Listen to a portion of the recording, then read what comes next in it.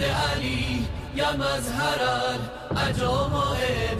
أعوذ بالله من الشيطان الرجيم بسم الله الرحمن الرحيم الحمد لله رب العالمين وصلى الله على سيدنا مولانا حبيب الله العالمين أبو القاسم المصطفى محمد وعلى آل بيته الطيبين الطاهرين المعصومين المظلومين ولعنة الله على القوم الظالمين من الآن إلى يوم الدين. Assalamu alaikum to everyone, to all of you who are back here for the Nahjal Balagha Book Club.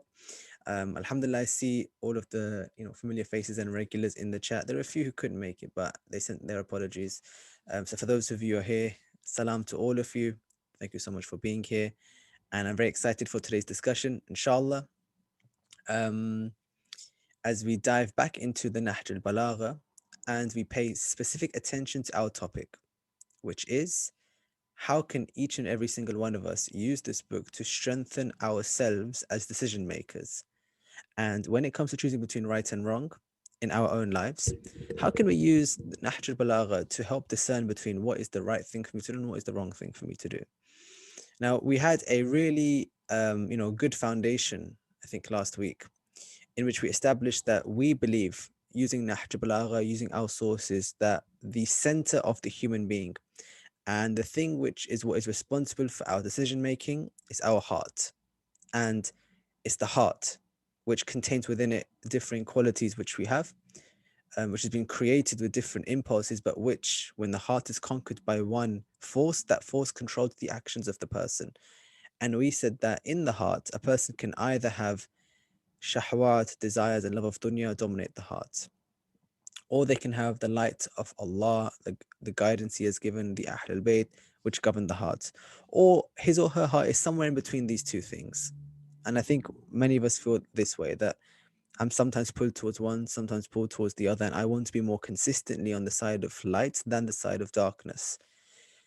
And we would like to use Nahjal Balagha as a source to strengthen our adherence to that light over the darkness.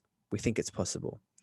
Today, inshallah, I set a reading of Nahjal Balagha, which was Sermon 108, in which, well, we'll discuss why I set it, inshallah. But let me just double check, because there are some people who are new. No worries if we're not able to do it, we will just dive straight in, and inshallah, anything you'd like to contribute, you can. But for those who were here last week, just let me know by raising your hand if you're able to read that sermon, inshallah, or if you have it in front of you. Either case, if you raise your hand in the chat so I can see. Alhamdulillah. Okay, that's great.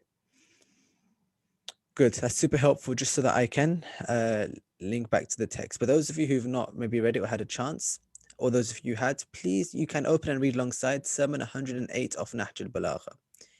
This is a sermon which begins with all praise be to Allah, but later on it speaks about the Holy Prophet and his very specific role in the heart. Okay. In today's discussion, I'll briefly go through the themes of the sermon, and I'll focus on one very specific section, which is on the Holy Prophet and how we can use him to help us in healing our hearts when we are sick or when we are feeling brokenhearted, what the Prophet can do for us. And that is where, inshallah, we can have a discussion, and I'll ask you guys, what do you think? What are your thoughts in general about this sermon? And I'll mention a few points that are worth reflecting on when it comes to jahl, ignorance, when it comes to how the heart needs allies and how the Prophet is that ally. And inshallah also about how we can rely on Nahjal Balagha and the Imam when we are in times of weakness and how they're always there for us, inshallah. Okay, before we start, thank you so much, Ali Fashuri, for putting the sermon in the chat, so you can click and use it there.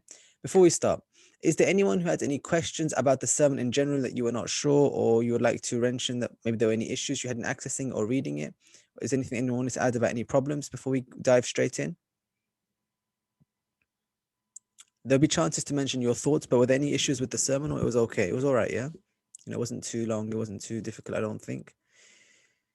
No? All right, I'm going to assume it was fine, inshallah. Okay, this sermon now. Something that you will commonly find in Nahjal Balagha is the Imam speaking about the Holy Prophet. It's a common theme, he does it quite a lot. And there are many reasons why Imam Ali in Nahjal Balagha is focusing so much on the Holy Prophet. And it's not just Imam Ali alayhi salam. Even after him, the life of the Prophet becomes relevant. And even during the time of Abu Abdullah, when he's going towards Karbala and he's going on this journey, he often mentions back to the time of the Holy Prophet. It keeps coming up. And the reason is because Nahjal Balagha contains sermons, letters, which were written or said during mainly the time of the Khilafah of the Imam, right? Which is not that long after the life of the Holy Prophet. But it is in such a short amount of time, there's been such a radical change from the teachings of the Prophet to where we are now. And the Imam can literally see in front of his eyes the Prophet's not being followed. And he's just only died this generation. The most obvious example is a few days after the death of the Holy Prophet, you see the dhulm which happens, the oppression which happens to his very daughter in front of the Imam's eyes. So, you know, right and wrong is not being followed. Even when it comes to our Imam's Khilafah, when now he's finally in power and he's got Khilafah after, observing and assisting with, as best he could in his role, with other people in charge, now he's in charge. Even then, he's like, hold on a second, remember on the life of the Prophet, reflect on him. And in Nahjal Balagha, he provides a little short history of how we got to where we are right now. Where we are right now, by the way, is perplexion, issues, problems, and this battle of the heart we're facing. A lot of people are losing that battle. They are making more losses than they're making gains, or they're not making gains fast enough in my internal struggle.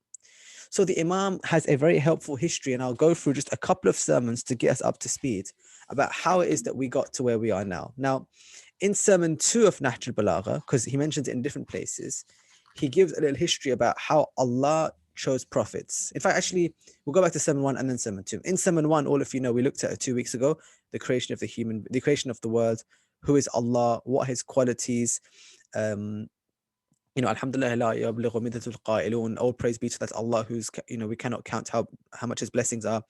He made us, he made the earth, he made Prophet Adam, he made the winds and the earth and all those things. Then the sermon continues, for those of you who read it that time, to how Allah chooses prophets.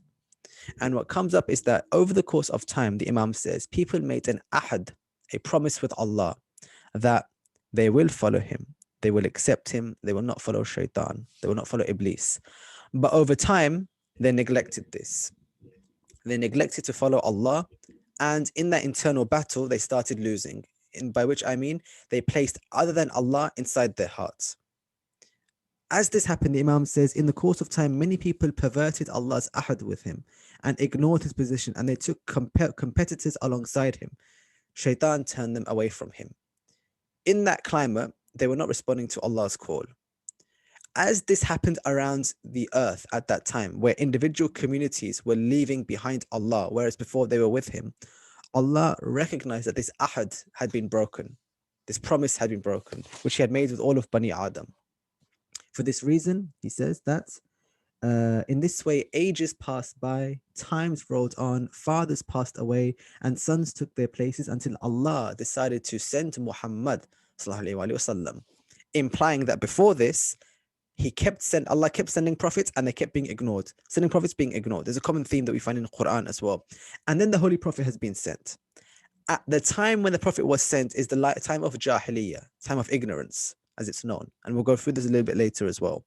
And in that time, the people obviously needed Islam. Otherwise, they would have already been on the path. What was taking them away from faith? Why were they losing this internal struggle that Imam says? Because their aims were separate. Their ways were diverse. Either they likened Allah with his creation, or they twisted his names and turned to other than him. Through Muhammad and Ali Muhammad, or through Muhammad, Allah guided them from wrong, and with his efforts, he took them out of jahl, out of ignorance. What did they do? They had no common aim. They had, Ayatollah Khamenei comments on this, they had no universal ideology, no common culture. They did not have a consensus of right and wrong. What I think is wrong and what you think is wrong and right and wrong would not be the same. They didn't have that understanding. And they were tyrants. They were kings. The Sassanids in Ethiopia, in Persia, the Romans, all happening at the same time. And power was existing amongst a very few people, very similar to right now. And that's why the people did not have role models who were guides for them. In that time, Allah sent the Prophet with an aim and with a purpose. And the purpose of the Prophet was to guide them. The Prophet himself says that إِنَّمَا بُعِثْتُ لِأَتَمَّمَ مَكَارِمَ الْأَخْلَاقِ. I have been sent in order to perfect the akhlaq, the character of the people.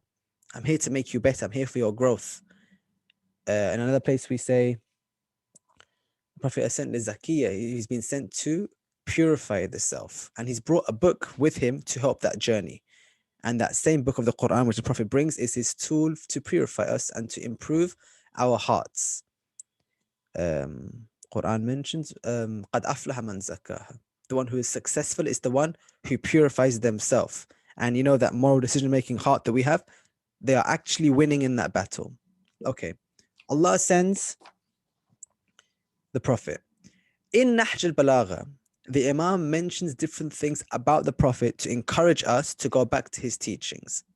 So in Sermon 182, he mentions what life was like before Jahiliyyah. He mentions that there were people and tyrants who would advance with armies to try and take away truth, but where are they now? They have scattered. In Sermon 2, the Imam says that Allah sent Muhammad when he was a sparkling gleam and decisive injunction against the people. But at the time, Allah was being disobeyed, Shaitan was being supported, and belief had been forsaken. At that time, he says that there was no trace of religion. It had been destroyed. People obeyed Satan, followed his path, and they sought water from his watering places. Yani, whatever they needed, they'd go to their desires for it. They lived a culture of instant gratification. I want something, I go and get it. And that meant desires overpowered them. Then Allah decided to keep the prophets and keep our holy prophet safe. So the Imam says in Sermon 94, he made the light of the prophet stay in the most perfect place in the loins of the prophets before him. He moved them in succession from one forefather to another forefather, from one chaste womb to another womb. And whenever one predecessor from among them died, a follower stood up for the sake of the religion of Islam. And then, after all of this, the Imam mentioned in Sermon 147 that فَبَعِثْتُ اللَّهُ مُحَمَّدًا بِالْحَقِّ. Allah then sent Muhammad with haqq after all of this. And he sent him for this mission of guidance. That leads us quite nicely to Sermon 108. So in the sermon we're looking at, the Prophet's been sent. We know his mission, it's very clear. There is jahiliyyah around him. There is misguidance around him. And shaitan has been followed. And if there's an internal struggle in the heart we're mentioning, the people are not taking advantage of the prophets in order to choose the path of Allah and light over the path of darkness. Here comes the Prophet. Let me pause right here. Sermon 108. Question to those of you who did read it. And inshallah, please feel free to unmute or mention the chat. But here's the question.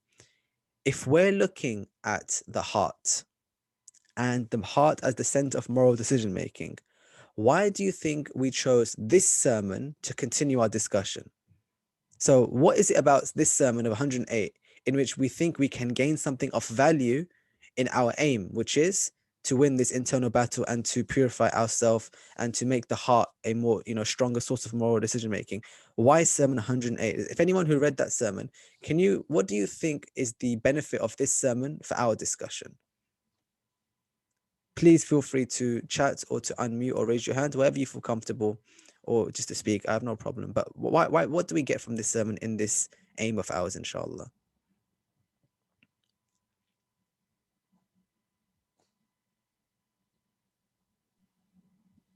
Seems like there's some kind of blindness or distortion of things, and that makes it very difficult for our hearts to perceive what is correct and what is not correct. So in the sermon, there's lots of different ways mentioned. First of all, about the way that things are misconstrued, that makes it difficult for us to see. And then second of all, how the Prophet plays a role in setting right our perception and helping us to relearn what is right and what is wrong. Great point. So right and wrong were not being followed in the way that they should be, as you've said. And the Prophet comes to, maybe it's to remind us or to realign us or to bring us back to a right view of right and wrong. But like you said, Sis Zahra, and you said very eloquently, it was not being followed at that time. Like right and wrong were not being adhered to. Great point.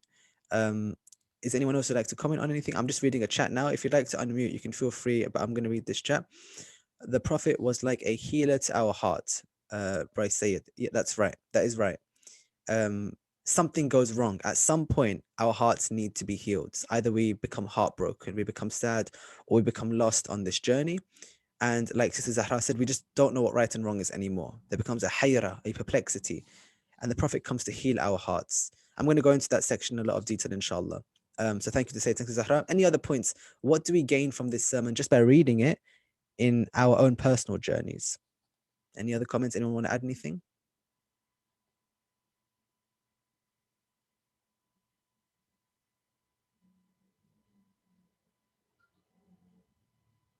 Sister Ali has written a comment. It talks about the Prophet as a physician, curing the blind hearts and removing the veils of the multiple illusions of this dunya. Ahsan. So by following his guidance, we need to follow the Prophet's teachings, adding to Zahra's point. That's right. That is right.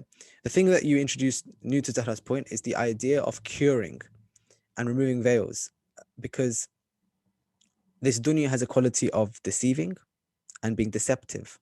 In Nahjal Balagha, there are many metaphors for dunya. Sometimes it's like, there's one sermon where the Imam says, this dunya is like an ocean, and some people lean towards it thinking they're going to drink, only to realize that it's fake, that it's false, and they'd fall into it.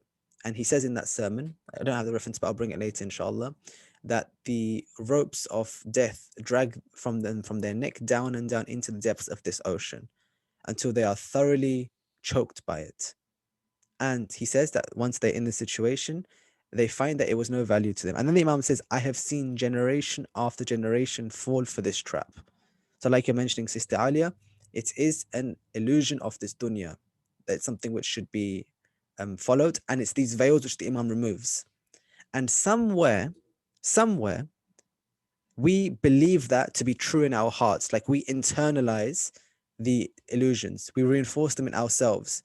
The things that we call ourselves as right and wrong, we're taking that from the world around us. We're not taking it from what's true. We're not actually seeing what the truth is.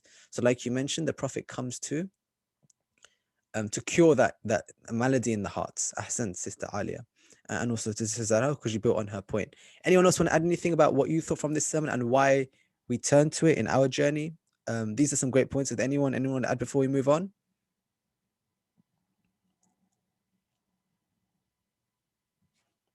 If not, then let me focus very specifically on the segment which I really like. So in this sermon, the Imam introduces Allah as someone for whom we should have hamd and thankfulness, a common theme that, again, we mentioned in so many sermons. He then speaks about the Holy Prophet very specifically as the roaming physician, the one who goes from place to place and fixes broken hearts and heals hearts which are in pain or in sickness or in trouble. And then he mentions why people did not learn from this and take it as a lesson, and why they didn't follow this. And then he mentions at the end of this sermon that through time, people who had the advice in front of them just didn't follow. And inshallah, we should try to counter that by not being amongst those people. But he says that, I've seen in front of me, what is the matter with me that I see you? I mentioned this point that you are like bodies without spirits. You don't follow what's in front of you. And he ends by mentioning this point about, I see that right is not being followed and wrong is being celebrated. He gives a few examples of it, implying that if you had listened to the Prophet, you wouldn't be in this problem. But the most important part of this sermon for our discussion is the section on the Holy Prophets being a roaming physician. Let me go through it. Those of you have in front of you, you can read along, or you can, inshallah, just listen. The Imam says, the Prophet was tabibun dawarun bitibbih. He was like a roaming physician, a roaming doctor. قد أحكم مراهمه وعمض مواسمه. He had ready his ointments and he had already heated his instruments. يضع من ذلك حيث الحاجة إليه. He used them wherever he saw a need to use these instruments. For example, من قلوب العمي, if he saw a heart which was blind, he would cure it. وأذان الصم, if he saw ears that were deaf. والسنة بكم, if he saw tongues that were not speaking or not able to speak, that were mute. متتبع بدوائه مواضع الغفلة. And he followed his medicines looking for different areas of negligence.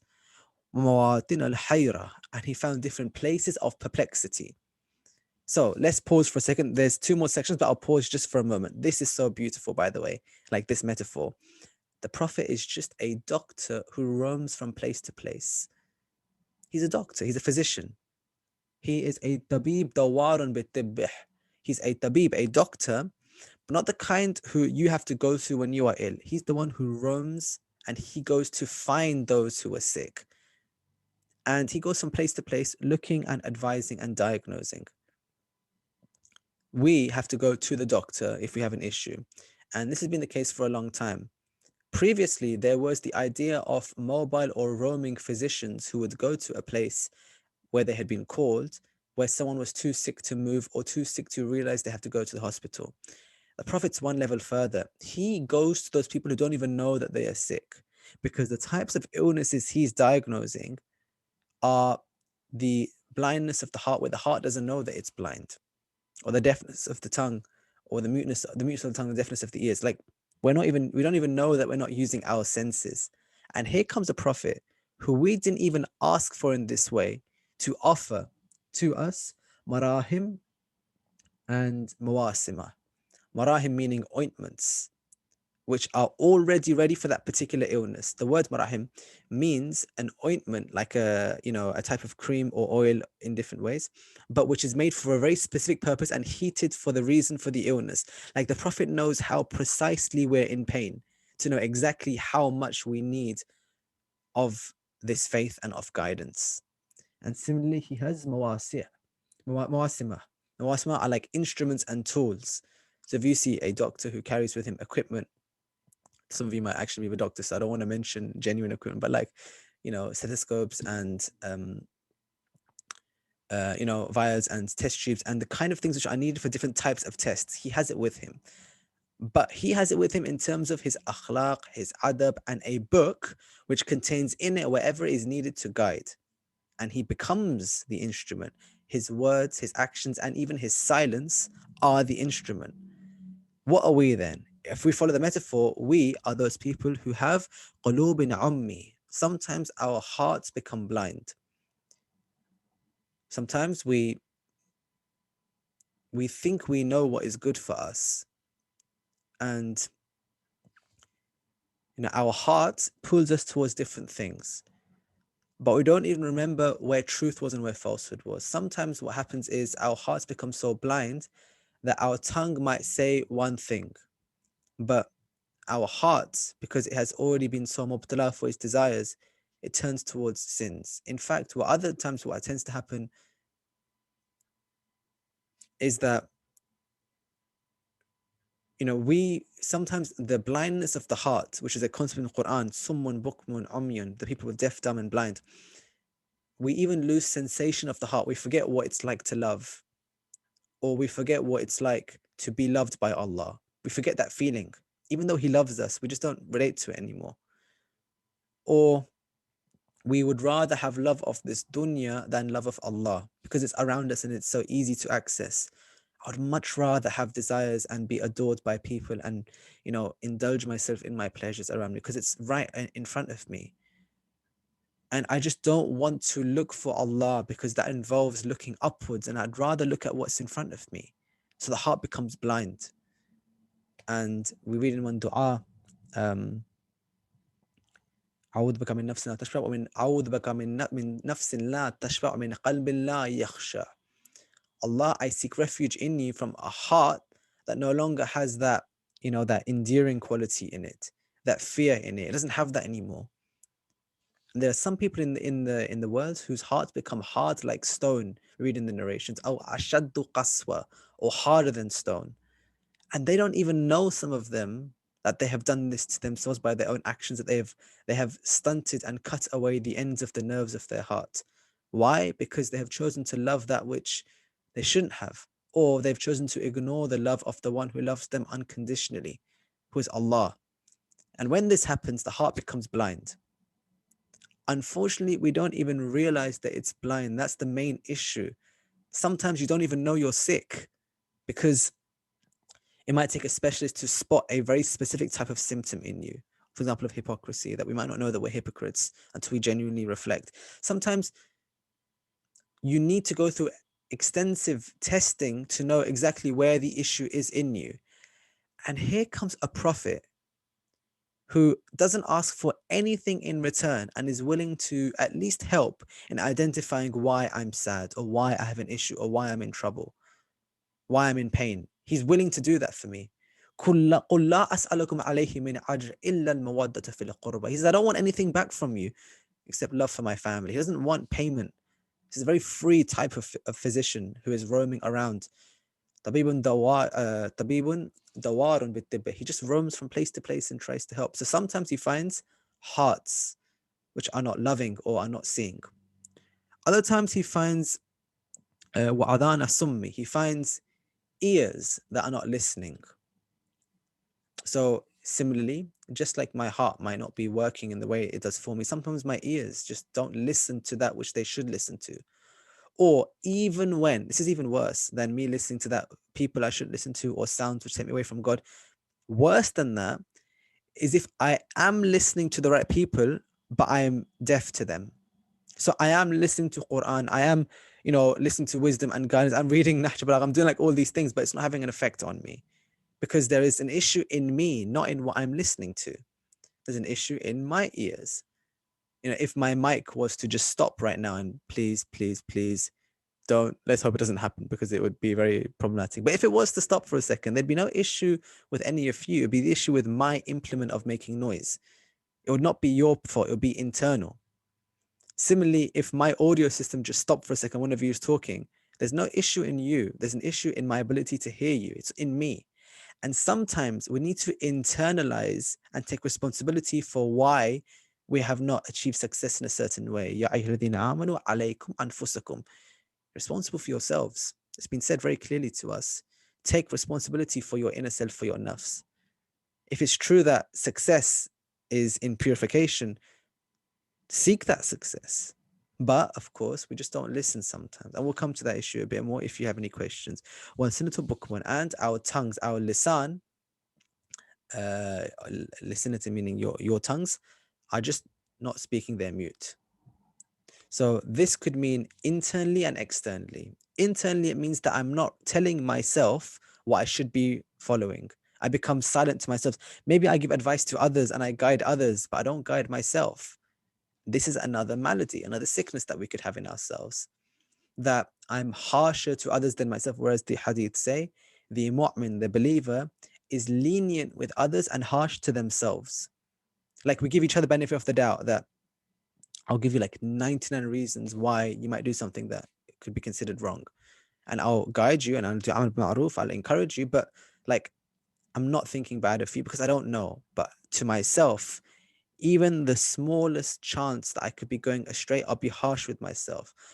It's balanced to not hate myself because that's definitely not the way to do it.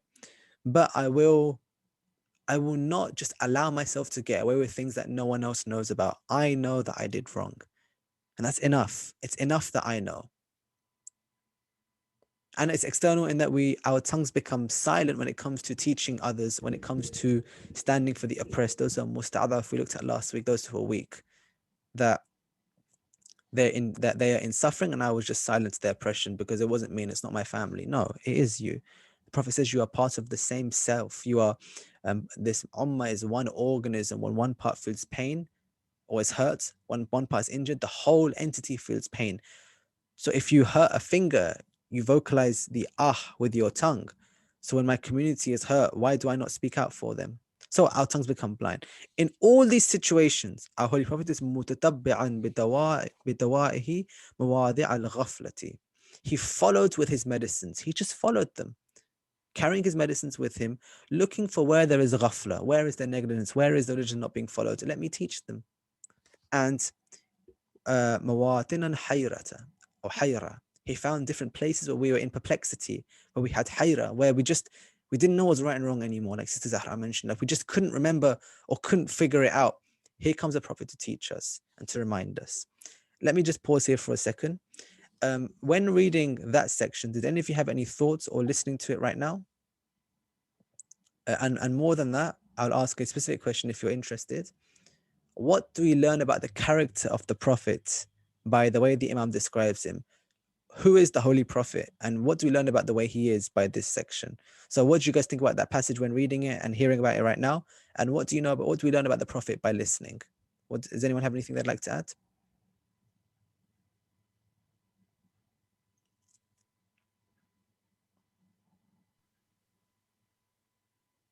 And one thing that seems to stand out is that there's two aspects to the way that he's working. So in the first instance, it mentions kind of a more general, so it's blind hearts, deaf ears, and dumb tongue. So it's very, it could apply to anybody and it could apply to everybody. And then the final section, it becomes very, very specific to like spots of negligence and places of perplexity. So that when I read that, I thought to myself, as well as being a prophet for the Ummah, he is a prophet for each of us individually, in our own individual ways. That's a very beautiful reflection, Sister Zahra. Yeah, like he's my prophet. It's very personal to me as well, that he knows at these precise things. That's a really nice conclusion as well, that he's a prophet to everyone, but he's also a prophet to me, like to me personally, and he knows me and he knows my issues. I really like that point. I haven't thought about that, but inshallah, I'll share that after anyone else has a chance to speak. Um, any other thoughts about this section about the Prophet being a roaming physician?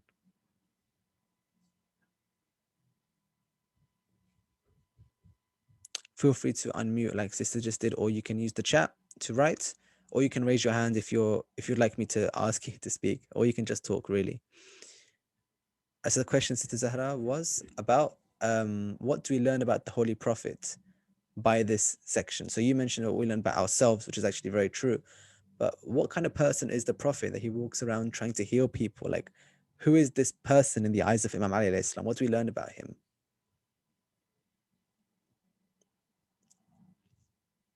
Do we learn anything new about the Prophet? Does it reinforce anything that we already knew? Who is the Prophet to me, listening to how the Imam describes him as the roaming physician?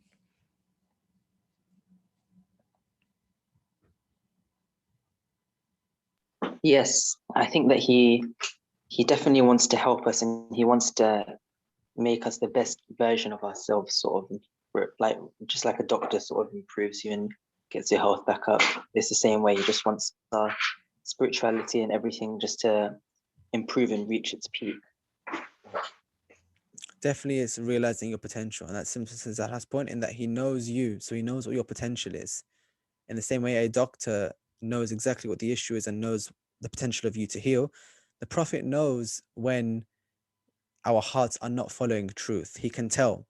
So he brings a book with him which advises and guides us, and each section of the book maybe points to a certain quality we can improve. So I like this idea as well, that the Prophet knows you very personally. Could you mention the point? I'll mention it as well, unless anyone wants to add anything very quickly. We have this narration that everyone has an inner prophet and an outer prophet. And the inner prophet is your aql, your reason. And that guides you towards right and wrong.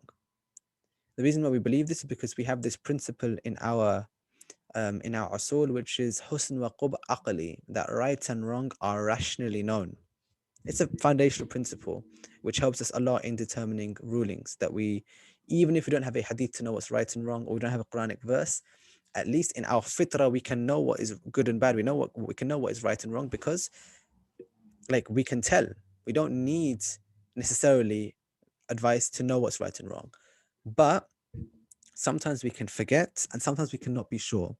So Allah sends an outer prophet in the form of Rasulullah or the Quran or Ahlul Bayt. They are all outer prophets. And the role of the outer prophet is to remind us to use the inner prophet. So the heart is that core thing which makes decisions in us and which should be telling us what's right and wrong. That's our prophet, that's our guide. And when that voice of Islam enters that heart, as it's supposed to be, it means that you hear the injunctions of the Prophet Ahlul Bayt in you. You sometimes hear, what would my Imam want from me? What does this religion ask of me? Would my Imam be happy with this action? Like we hear that inside, and that becomes the thing that guides me. And sometimes I need literally a hadith, Nahjal Balagha, Quran, and the Holy Prophet, for example, to come from the outside just to remind me, أَفَلَا تَفَكَّرُونَ, do you not think, do you not ponder, remember that reason in you that's supposed to guide you. And then it's like, I got it. I remember now. I remember what I'm here for. I just sometimes I remember that ahad, that promise that my forefathers made to Allah, that I'm going to follow this religion and I'm set, I'm good. And then we forget again sometimes because we have ghafla, we have hayra, we have negligence and perplexity. We sometimes either don't know what's right or wrong because it's so abstract and it's so complicated, or we just forget that this is my mission. That we've been revealed, since this earth lita'arafu, so that you may know God. And I forget this sometimes. And then comes the right hadith that I needed, I see on Instagram or on WhatsApp. Like I needed to know that, and someone's just sent it. Or I needed to be reminded of this particular point, and the Imam's spoken about it, and I hear it in this majlis, or I read it in the Quran when I opened it. Like I get that guidance from Allah from different ways. I'm reminded from a friend mentions a struggle, and I remember Ahlul Bayt. Not long ago, a friend of mine, he mentioned that he had, hurt some of his ribs, and for that reason, he was unable to sleep properly. And he said himself, it made me think about Sayyidah Fatima sallallahu alayha, about how much pain that she might have been in, because I'm feeling just a portion of it now. And then it clicked in him and in me that we sometimes forget the suffering of our mother, and that makes us that makes us the kind of children who have neglected her because we forgot her suffering. That only clicked because somehow he said this to me and I asked him and blah, blah. We don't have a choice over these things. It just happens to us sometimes. And these are all examples of the outer prophet, which comes to guide each and every single one of us, just to remind us to go back to the origin. So as Zahra mentioned, we forget what's right and wrong. We need reminding externally. And as Brother Ali said, we are not realizing our full potential. We need someone just to remind us to give priority to that. And then here comes the hadith. With any questions or comments about this point, anyone wanted to add?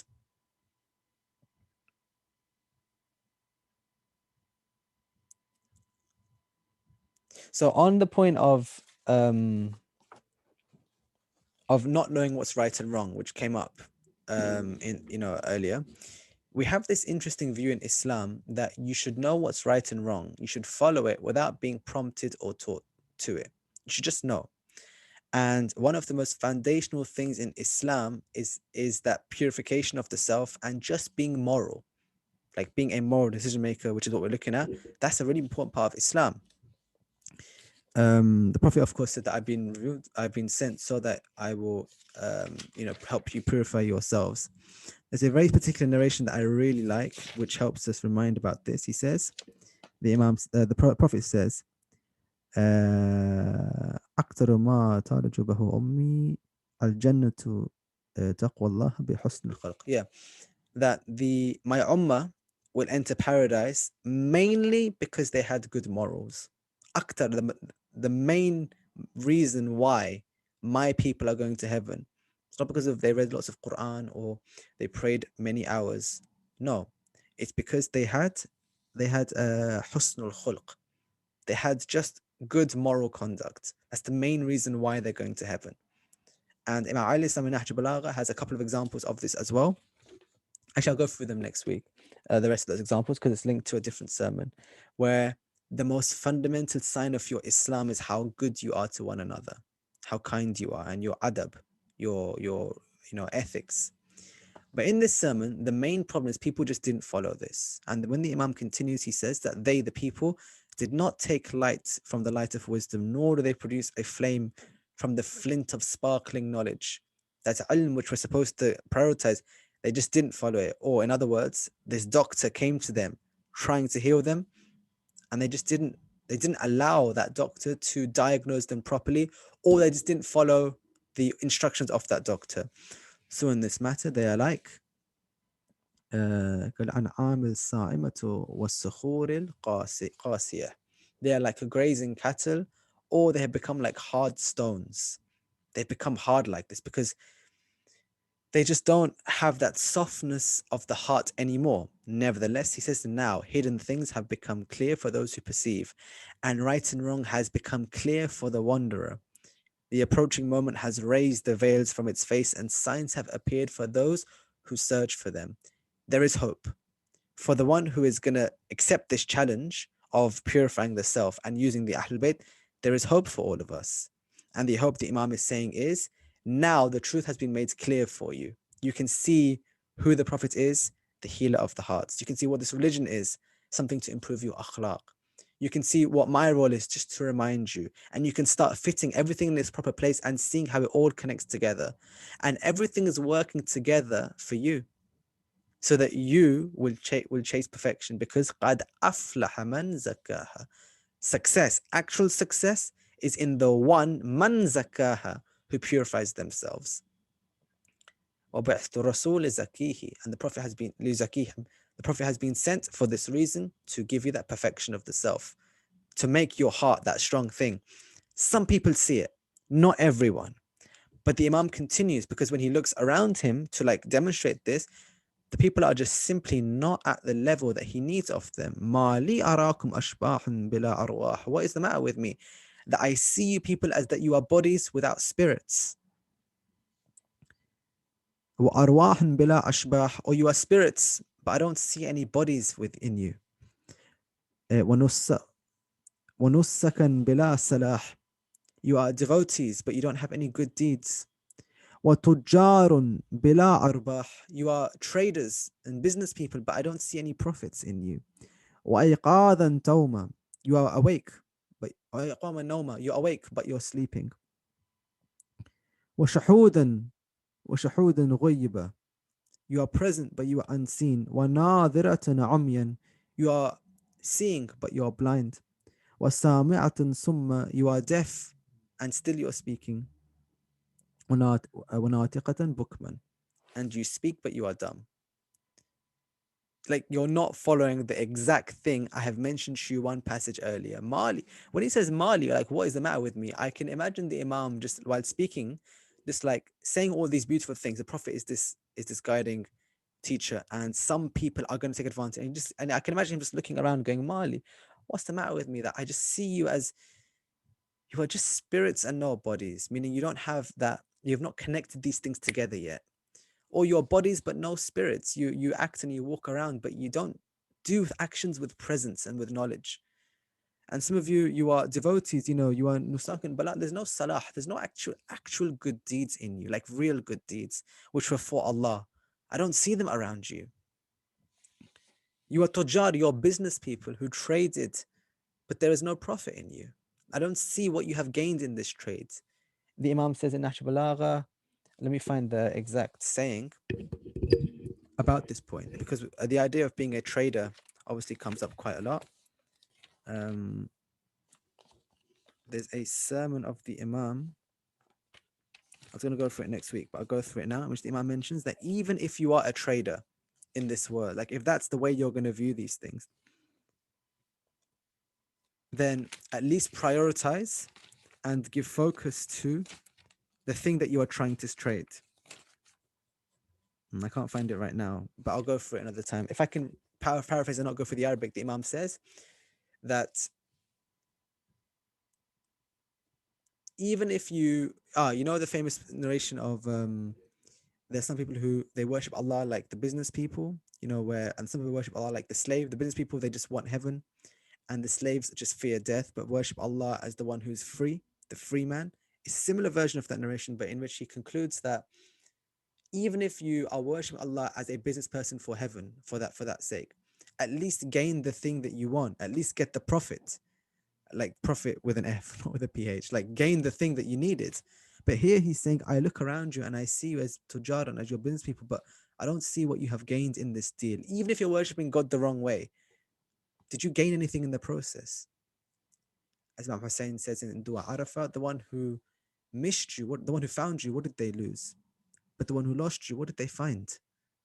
What is there to find in this deal, in this transaction, except love of Allah? But if you don't want to, then what did you find instead? And then he mentioned the same point of before. You're seeing, but you're blind. You're hearing, but you're deaf. You're speaking, but you're dumb. The Imam, dumb meaning you are mute. The Imam carries on in a number of problems with people around him. And he concludes this sermon with a few examples of where right is not being followed and wrong is being followed. He says, when such a thing happens, this is right at the end of the فَإِذَا كَانَ ذَلِكَ كَانَ الْوَلَدُ عَيْدًا. Go right at the end. A son will become a source of anger instead of coolness to his parents. The rain will cause heat, يعني instead of coolness. The wicked will become many, and those who are virtuous will become qalil, will become few. The people of the time become like wolves, and the rulers beasts, and the middle class men will become gluttons, and the poor will become almost dead. Truth will go down, and falsehood will overflow. Affection will be claimed, and with tongues that people will be quarrelsome in the hearts. في قلوبهم. وفاذا كذب, yeah, and they will lie as well. Adultery will be the key thing to lineage, whereas chastity will be rare, and Islam will be overturned like skin, will be turned over, like skin can be turned over. Yeah, and the people are not realizing what's right and wrong. Now, here's the important part. We said earlier that you shouldn't need a prophet or a book or anything for you to know the truth. If you were to be picked up from where you are and dropped in the middle of an island, you should at least consider acting with with goodness. If you didn't even believe in God, being good is worth being good just because you can determine it for yourself. That's why so many atheists can be good people, or at least have good deeds, right? Or do deeds which are moral. But here's the point. Even despite all of that, still the sons are becoming angry for their parents. Still falsehood's going up. Still chastity is going down. Ghaira is going down. It's still getting worse. And the reason's because the people have forgotten they are in the state of ghafla and hayra. And even when guidance comes to them, they don't listen. So that's the end of the sermon, where the Imam, he ends it in a critical tone of the people around him, that why are you not doing this? But in it, there's a bit of hope for the one who is a Shia, where he says, and now the matter has become clear for the seeker, for the one who's looking. And another sermon, he says, the one who's on this journey, the provision is little, the journey to Allah, and the company is few, and the journey is long. But this is the way to Allah. This is the journey in purifying yourself. All right. Here, I'd like to ask another question, inshallah, to all of you. And this is a much more of a question of your personal view. Why do you think people around us, and you can mention yourself, but in general, why don't people actually follow what the Imam is saying? In our society, in the West, for example, or in general, why is it hard to take these words and actually make it action? Why do you think that people don't follow the advices of the Imams and Ahl Bayt and the Prophets to actually do this? What's going wrong, do we think?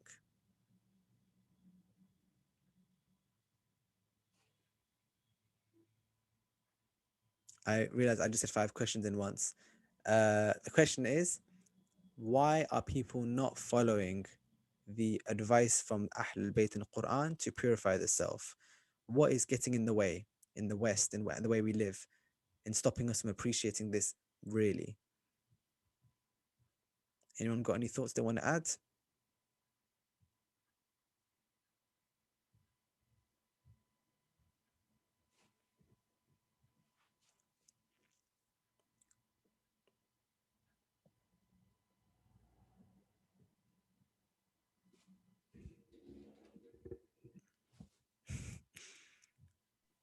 And perhaps we haven't actually sat down and thought about what we really want out of life. Because if we did, then there would be no two ways about it. It would be very, very clear. But actually, we focus on different things in different phases of life. So, for example, as a student, I focus on exams. As somebody going to work, I focus on the task in hand and being successful at work. But then it's about taking a step back and looking at it from a bird's eye view and saying, what's the point of all of this? Yeah, that's true. That is true. Like we're so the point is that like we're so occupied in like the immediate issues we're dealing with, we can't kind of take a step back, zoom out, and look at the priorities, right? We can't look at the big picture. I think that's what I get from the point. Yeah, that is a good point. That is a good point. Definitely. There's a comment yes, exactly. Thank you. I'm glad I understood. Alhamdulillah. There's a comment in the chat I'll mention, and then if anyone wants to add anything, please do. I think personally, Sayyid has said, people have got so much busy with worldly affairs, they tend to forget the meaning of life. Same point as the Sahara. they look more to worldly affairs. I also personally think this is the reason why mental health generally all around the globe has gotten worse. And someone has mentioned love of dunya, I suppose, Brother Ali. Yeah. So if my house is burning, I would rather um put that water out and escape the house than start questioning why is my house burning. That comes later. And we're in emergency, we're like, I've got to get this exam done, this assignment done, I've got to get this job, I've got to do this, this, and this. I don't have time for the luxury of thinking that way. Um, but as the Imam is saying, that is to not realize the difficult position that you're already in. Like you haven't clocked it. It's worse than what you thought. We are not even following the truth at the moment, let alone that I'll deal with it later. This is an immediate issue right now. Mind you, I see you as bodies without souls. In front of me now, I see you as spirits without any bodies. I see you as business people without any profits. I see you as death. I'm like, Imam is saying, I see it in front of me. It's happening now. So why don't we deal with it? But like you guys are mentioning, it's getting busy and distracted. And sometimes we need to kind of have a reset and we need to recalibrate and just go back to the origin. And that's why Nahjal Balagha is so important, because it's a book that we have around us that reminds us just to take us pause, reflect, and go backwards to the origin, go back to where the Imam wants you to be, and then come back to your environment now with that realization that has come. Um, so those are some great points. I'm seeing a comment now by Sister Fatima. Assalamu alaikum, sister, by the way. Is it not the case that when we begin to really immerse ourselves in the journey, the attacks of shaitan get stronger? The attacks of shaitan get stronger, much harder to remain on the path. Yes, this is so true. Yeah, one of my teachers mentioned this in the Hausa once, that shaitan will not go for you now. He'll go for you more the further you get in this journey in studying Islam and teaching and all these things. Like that's when he'll go for you, because that's when he'll be able to use you for his advantage. And it's the same thing in this path. If Iblis has said to Allah that my main aim is to misguide this ummah, then he targets the ones of guidance so much. He doesn't need to work that hard with those who've already opened their hearts up to him. Because there are some people who don't care about this struggle.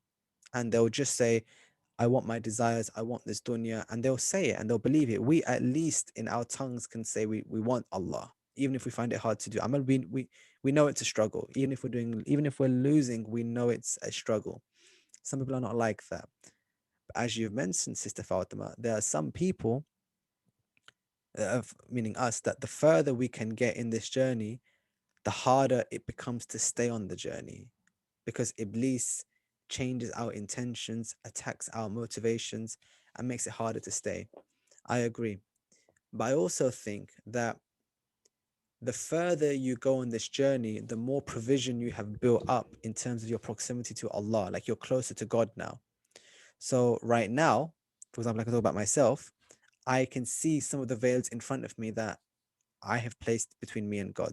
I can see them. And I know that if I act, I can remove them. Every veil I remove between me and God becomes a step closer to Him. And it means that I can benefit more from Him because I've enlarged my capacity for Him. So, my heart, for example, if you imagine the heart as a container containing different things, the reason why God is not in my heart more is because I've put other things in that heart and there's just not space for them. The Holy Prophet says that love for dunya and love for Allah cannot exist in the same heart. So these things conflict. And I can see love of dunya in my heart, meaning suggesting that if I was to remove that dunya away from my heart, it will naturally expand that space to fill Allah in there. If I work hard and I allow Allah to enter my heart, that means that it becomes easier to communicate with Allah because I'm more familiar with Him. I know Him. And when I face a challenge from shaitan, I'm in such a much better proximity to God to talk to God about it. So even though the challenge gets harder, so does the love of God. And even though the obstacle becomes higher, so does my strength to overcome it and jump over it. So I think it goes both ways. We are tested more, but we become stronger by each test. We grow by each test and keep developing. Sister Fatima, does that help in understanding this issue? Did you have any questions, or did you want to share any points about that? Feel free to write or to speak, inshallah. But the point I'm making is that just as shaitan gets harder for us, like so too do we become harder for him to misguide. Inshallah. Thank you. Inshallah, that's understood. Somebody mentioned love of dunya. Brother Ali mentioned this. Let me ask all of you guys, and this will be the last point before we finish. Love of dunya is obviously something that we are trying to fight against. How do you think we can lessen our attachment to this world and increase our attachment to Allah?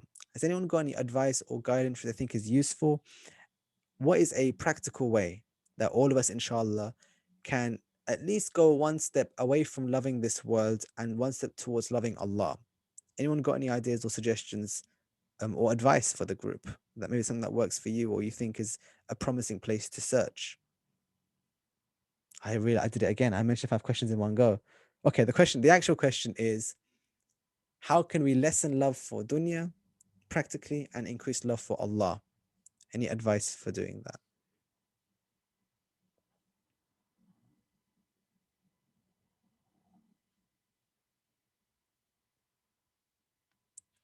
The brother has written, I personally think always see the ones who are homeless and see how much you are blessed. Ahsan, this is a very beautiful point. See those who have less and appreciate what you have. And by the way, attachment to dunya sometimes attachment to material things. So those people who don't have material things, like those who are misqeen, almost at afin, those who are weak, for example, like the homeless people who we are trying to help, they're a lesson for us. And they're also an opportunity for us, by the way, that we, by helping them, can increase ourselves. So that's a good point. Reflecting on those who have less than us. Ahsan, Agha Sayyid. Sister Ali has mentioned, I find frequent reflection either through just actively doing or journaling helps in this. That's a great point. That's a great point. Finding time to reflect on all these issues helps, and trying to see Allah in everything in your life. You've added. That's a great point. I really like this. So in our day, we're supposed to designate a time in which we do this. Usually at the end of the day, we do that muraqabah. We do that time where we take a reckoning of ourselves and we say, what did I do today? Where did I succeed? Where did I fail? What lessons did I learn? And I do that. And similarly, you've mentioned journaling. Journaling is so great. I have seen the effect of journaling in multiple people, where by writing down goals they want or issues they're facing or reflections or writing down what is hard for you to speak to people about, you write it down. And by journaling, you can then go back to see where you've come from. You can start to see patterns of expanding and go forward, inshallah, and grow. Definitely. There's another comment, which is one tip which I found useful, helpful, was recommended by a scholar, Agha Panahian. Allah reward him, inshallah, our dear Agha, which is to constantly throughout the day just read one ayah of Quran every hour or so. This is the effect of reminding ourselves of the next world. Ahsan, if this works for you, then pursue it definitely. Maybe just one verse an hour. It could be a small verse as well. And at least for the rest of the hour, because you've done it, it's in your head and it's on your mind. And similarly, if I can add to that, you know that it's coming. Maybe if it's every 5 minutes past, so you have the idea of Quran in your mind. That is a nice point. That's a nice point and a good way to integrate Quran in our day. Inshallah, all of us can do this. There's a comment from Sayyid Kumail, balancing to reflect. Salam alaikum, Sayyid, by the way. Balancing to reflect others to impress Allah. Alaikum salam. Balancing to reflect. Oh, to reflect others to impress Allah. Yeah. Yeah. So we're now changing where we get our value from. It's not about other people. I don't get value because other people like me or are impressed with me. It's what Allah sees of me and how I see myself, in which I get my true value. It's whether I'm impressed, we mean by I'm content with what I have done, not with what others have said. And that's why, by the way, Kumail, it's so important. Sayyid Kumail, it's so important to do amal which no one else knows that we've done. So whether it's giving charity or worship, that if people don't know that we've done it, they can't. But I know that amal will not be something which I'm doing for them anymore, and it becomes part of my very personal and intimate dialogue with Allah. Inshallah, we can do more of these actions. Sayyid has mentioned, I would also recommend to see how much someone who's after their worldly affairs have mental health problems. As Imam Al-Qadim says, the world is like a sea. The more you drink from it, the more they become thirsty. Ahsan, Sayyid.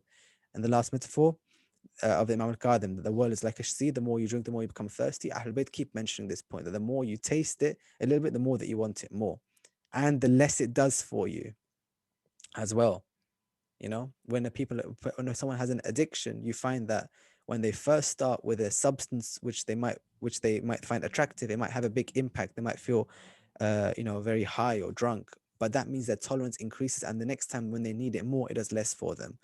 Until addictive behavior is doing something repeatedly which no longer brings that benefit and brings you harm, and you can't get out of that. So I have seen people, for example, who are street users of heroin, for example, and they no longer get high from it. They just get withdrawal from not doing it. And the more they do it, the more they need to do it until they get treatment. Similarly, people who are drunk and alcoholic, you find that they no longer drink because they like the drink. They drink because they have to drink. And they don't even recognize it's a choice anymore. They say it's a choice, but they have no choice. They have given up their choice in their addiction. Both these groups, those who are addicted to those substances and drugs and to alcohol, will need medical treatment as well as psychological support. And the same is true for mental health, like you mentioned. A part of it is medical in many mental health issues. It is, finding the right type of treatment for that issue.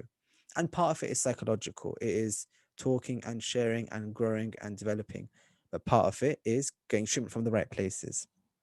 So great point, Said, inshallah. And to all of you, some really beautiful points there. I think we'll come to the end now. I really thank you for your engagement. There were some points here that I will definitely reflect on myself. And I hope that you guys can keep reading Nahjal Balagha and building your own relationship to it. Next week. So right now we looked at an example of the heart, which is how we don't want to be. We don't want to be someone whose heart is blind and deaf and dumb and all those things. Let's look at an example of a successful decision maker, someone who has purified their heart to an extent where they can distinguish between right and wrong. Sermon 130 of Nahjal Balagha, in which the Imam speaks about one of his companions, Abu Dhar. And in speaking about Abu Dhar after he has been banished by the Khalifa of his time, he comments on the strength of the faith of Abu Dhar. And we then see what it's like to be firm and strong in this journey. Like, here's a really good example about what you do to strengthen that heart. So next week, inshallah, on the Al-Islam version, you can look at it. So if you have a different version, you can check it. Sermon 130, in which the Imam, it begins with لما خرج عليه ريدا يا أبا ذر. That's how it begins, literally. Oh, Abu Dhar, you showed anger in the name of Allah, therefore have hope in him. That's the sermon we're looking at. So all of you, inshallah, go on your phones and whatever devices, sermon 130, and that is what we're looking at next week, inshallah, in the Nahjal Balagha Book Club. Okay, are there any questions or comments at this time? If not, inshallah, I'll see you next week, next Tuesday, inshallah, as we go through and continue our journey into Nahjal Balagha. And sermon 130 of Ya Abu Dhar. Take care, everyone, inshallah. Thank you so much. That's it. Ma'asalam. Fi amanillah. Thank you so much. See you next week. علي ولي الله علي ولي الله علي ولي الله